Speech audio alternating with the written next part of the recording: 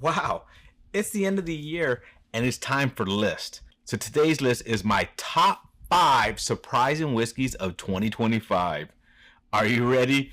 Let's go. Welcome back to Old Fashioned Ways. I'm Doc Martinez and I'm going to go over my list for 2025 of my 5 most surprising whiskeys. These are whiskeys that you got just to get them sometimes. Sometimes because, they were there. Sometimes to try. Sometimes to support, right? They just surprised you. Sometimes it's because of the pricing and how they taste. Sometimes you weren't expecting much from it. Sometimes just you've had them before from that company and they were good. But this one, for some reason, just hit your palate right? So I'm going to list my 5 top ones. But I'm not going to go in order of, from the worst to best. I'm actually going to do it by price range. So are you ready? All right, let's get started. All right. So first on my list is actually the least expensive. Now, this one is going to be Milam and Green. Now, this one is about $30. So I grabbed it because it's a Texas whiskey. I like Milam and Green. So they do part in Texas. They distill part in Texas, but they also do, I believe it's Bardstown, so they do part out of Kentucky. And they do blending and they mix it and they do a good job. I like what they do. I like a lot of their products. And this is just one of them. Now, this one came out this year. It's different than all their other bottles. They were promoting the heck out of it. And for $30, I figured, why not support and why not try it?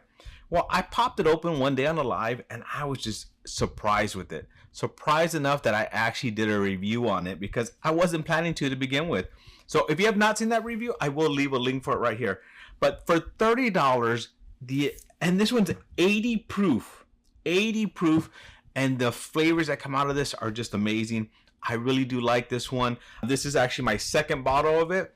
And it's first edition. I actually need to go grab at least one more bottle so I can have, because what I want to do when second edition comes out, I'm definitely going to want to compare them. So first one on my list is a Milam and Green Provisions. Now, next on my list is jumping up to about $50 to $60, and that's going to be Jack Daniel's, this Heritage Single Barrel Toasted.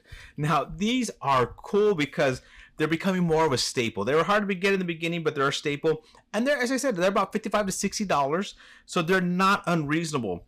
But the flavor that comes out of these is pretty amazing. Now, I've had a few different bottles. They're single barrel, so I've had a few different bottles. I got it in taste, and not one has been bad to me. I've enjoyed all of them. Now, I've heard a few people not like a few, but I recommend try another single barrel because I've had probably about 4 or 5 different pours from different ones and have enjoyed them all.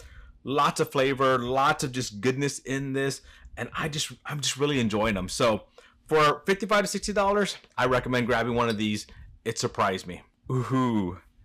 The next one on my list is probably the one that surprised me the most. I did talk about this one on my live the other night. So what do you think it is? Limousine by Dancing Goat. Now, why did this surprise me? First of all, I've never had Limousine finish before. Second, I've never heard of Dancing Goat Distillery. I got this one because I was going to do a review on Garrison Brothers Laguna Madre, which is also finished in Limousine. So when I was looking at that one, this one popped up because Limousine, you know how Google works, right? And I said, well, no, what? It'd be kind of fun to compare. $70 bottle to a $350 bottle. And wow, I opened this up. I did it as a blind, but this was actually the first one I tasted. And there's so much flavor. There's so much flavor there that I immediately went online to try to find another one. I did not. But luckily, friends out there are helping me get another one. So I should have another one, a backup in hand pretty soon, which I'm excited about because I want to share more of this. And most of this has been shared because just how much I enjoyed it. I wanted others to taste it. So my biggest surprise, for sure, for $70 and under, is this Limousine 11-year one. If you can find this, I recommend grabbing it. It has just so much flavor. It packs such a punch of flavor. I loved it. Now, before I get on to my next 2, I kind of want to do 2 honorable mentions, right? So my first honorable mention is going to be this, Garrison Brothers Sonora. Now, the reason this didn't make the top is, one, I already had one in this price range that I think was more of a surprise to me. I think Garrison Brothers does a pretty good job with a lot of their limited, right? And this is their first year of doing this Sonora. And this Sonora, what it is a Texas straight bourbon whiskey finished in rye whiskey barrels. And the flavor on this is just amazing. But one, I expect the Garrison's limited editions to be amazing to begin with.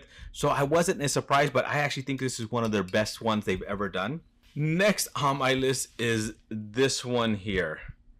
Bardstown Hokata Mizrahi Oak Barrel Finish. Now, this little bottle is just an amazing pour. It is great. The reason this one didn't make it is because when something's this limited and this pricey, it should be damn good, right? But man, this is good to another level. And that's why I think it's a surprise, because I expected it to be good, but sometimes when you go into something with high expectations, it doesn't meet it, right? This one met my expectations and actually surpassed them. So, you know what? We should expect something like this that's limited like this to be that good. Now, on to my last one. Now, these jump up in price, but you might be surprised at them. One, Found North Batch 10. I've mentioned this one so many times this year.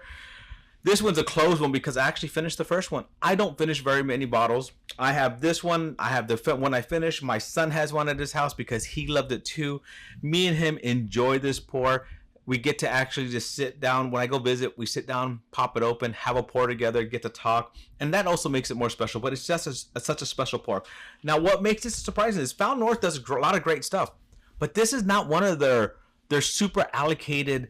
It's not like it's a Goldfinch. It's not their Helldiver. It's not one of those, with the 20 to 22 year rise in corn and all that in there. No, this is an 8-year one with which is grain 66% corn, 29% wheat, and 5% barley. And it does have some 23 in there, but it's 23, 19, 9, and 8.